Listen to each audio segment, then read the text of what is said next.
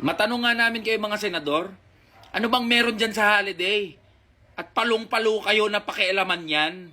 Puntiryan nyo yung holiday eh. Nabuli o napagtripan ba kayo nung holiday? May masama ba kayong naranasan nung holiday? Papait nyo sa holiday eh. Parang aping-api kayo dyan sa usapin na holiday. Ang daming problema ng bansang to tsaka ng mga manggagawa, yan talaga, holiday. National concern, holiday.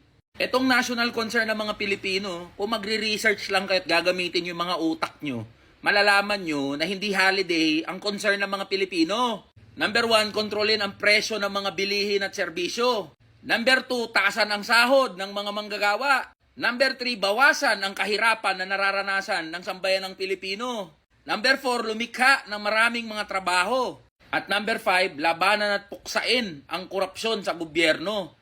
Yan yung top 5 national concerns. Nasaan dyan yung holiday? Bakit kayo palong-palo sa holiday?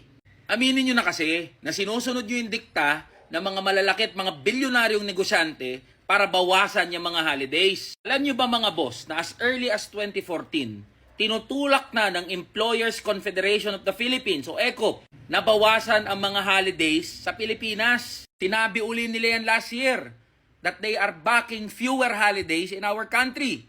Ayan mismo yung position ng mga negosyanteng yan, no? And the same narrative is being repeated this year.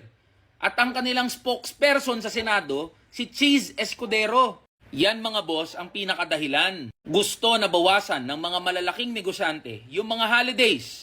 Not because they are concerned about the productivity of the workers, but they want to extract more billions of profits mula sa lakas at pawis ng mga manggagawa. Kaya mga boss, wag natin payagan to. Kung may dapat bawasan at unang reviewin yung mga holiday, unahin nyo dyan sa Kongreso at Senado.